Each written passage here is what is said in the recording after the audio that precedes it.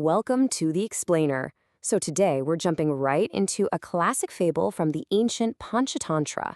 It's all about a mischievous little squirrel named Chunmun, and her story really makes you think, where's that line between a harmless prank and, real danger? And that's a really important question, right? I mean, we all kind of dismiss mischief as just harmless fun. But this story, it pinpoints that exact moment when a joke just stops being funny and turns into something, well, threatening. So let's see how this all plays out. First up, let's meet our little troublemaker. All right, so picture this. We're in this lush green forest. It's home to a super energetic young squirrel, Chunmun, and her mom, Kitu. And, well, let's just say Chunmun has already made a name for herself around the jungle. So what was she famous for? Just one thing, really. Her shararat. That's a Hindi word that basically means mischief, naughtiness, a prank. And for Chunmun, it wasn't just a now and then thing. Oh no. It was a constant stream of shenanigans that drove the other animals nuts and kept her poor mother on edge all the time. So, one day, Chunmun sees Farada the monkey just taking a peaceful nap on a branch. Her mom, Kitu, immediately senses what's coming and warns her, "Don't you dare bother him." But it's too late. You can almost see the gears turning in Chunmun's head.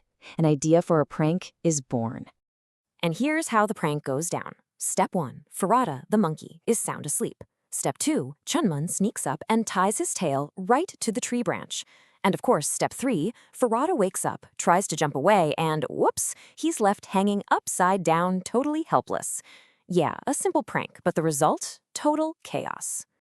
Well, all that shouting and panic definitely gets some attention. Pretty soon, a whole crowd of animals gathers to see what all the commotion is about. And wouldn't you know it, showing up right in the middle of it all is the one guy you really, really don't want to annoy. Sher Singh, the lion, the king of the jungle himself. And yeah, Sher Singh is not amused, not one bit. After they get Farada down, he turns right to Chunmun and lays down the law.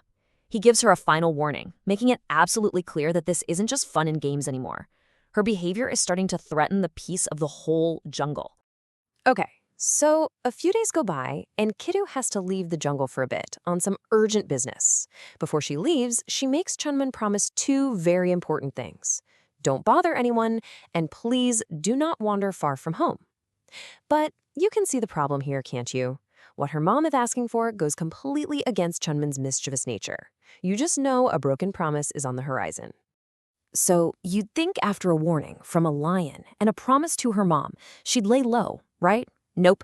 Boredom kicks in. The jungle is just too quiet, too dull without a little mischief. Her curiosity just bubbles up, and she tells herself she'll just go for a little walk.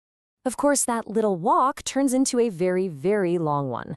She just keeps going, past all the trees and rocks she knows, until she stops, and it hits her.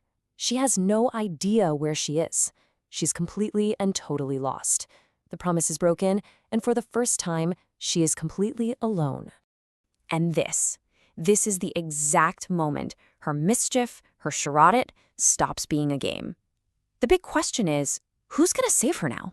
There's nobody around to prank, but that also means there's nobody around to help. Her fun has led her straight into a life-or-death situation. And just when you think it can't get worse, a shadow passes over her. She looks up and sees a hawk circling high above.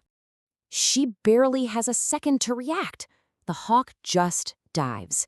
In a blur of feathers and wind, it snatches her up in its sharp claws and starts flying higher and higher. This is it. This is the ultimate price for her disobedience. In that instant, she's not a prankster anymore. She's prey. So while all this is happening, back at their home tree, Kitu gets back. And of course, she panics when she can't find Chunmun anywhere. But Kalu the crow, who'd been keeping an eye out from way up high, he sees it. Far in the distance, a hawk, carrying a tiny, struggling squirrel. He knows exactly what's happened. And what happens next is, well, it's the most powerful part of the whole story. Kalu the crow and Mittu the parrot, they just go for it, bravely attacking this huge hawk. And down on the ground, guess who's working together?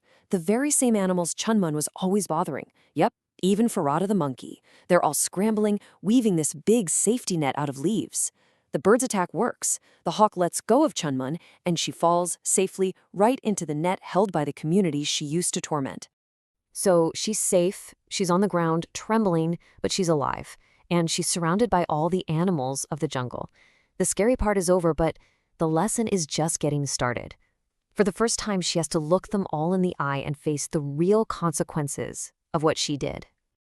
And one of the animals says to her, "We told you not to do mischief. See what great trouble you fell into." But the amazing thing is, they're not saying it out of anger. It's relief. They explain that all the warnings, even the lion's big threat, it was never just because they were annoyed with her. It was because they saw this coming. They knew her recklessness would get her into a kind of trouble she couldn't get out of by herself. And this really gets to the heart of it all. This story isn't just a simple listen to your elders kind of tale. It's teaching a couple of big connected lessons. First, that sometimes rules aren't there to ruin your fun, they're there to keep you safe. And second, and this is so important, that community, the very people you might take for granted or even push away, they are your most important safety net. So Chunmun finally got it. She finally understood the huge difference between a little mischief and life-threatening danger. But man, she had to learn that lesson in the scariest way imaginable. And that kind of leaves us with one last thing to think about, doesn't it? Do we have to go through something terrible to really learn a lesson? Or is there real value in just listening to the wisdom of others who've been there before?